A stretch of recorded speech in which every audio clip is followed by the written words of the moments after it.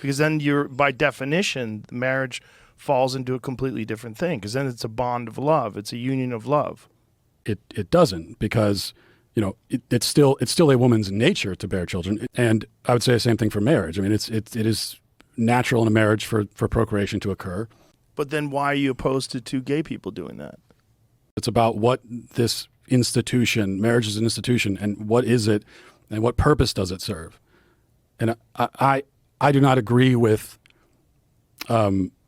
tearing down or changing this definition, especially because the people who have changed the definition haven't come up with a new one. Why do we even need this now?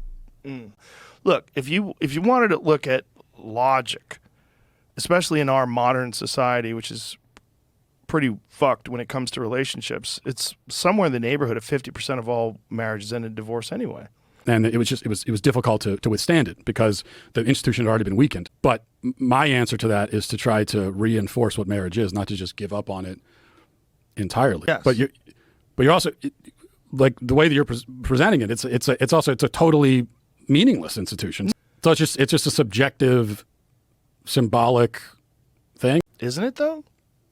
Well, no, I would say that it's not. Well, if it's not subjective and it's not symbolic, it codifies and protects and gives a name to a thing that actually exists, which are man, woman couples creating people, creating babies, but not always.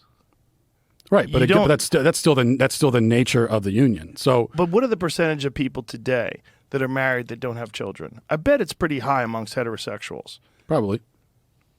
Is there something wrong with that? I think there is something wrong with that. I think there is something wrong with getting married and saying, oh, we're not going to have any kids at all. But why is there something wrong with that? If someone's personal choice, well, why is it wrong?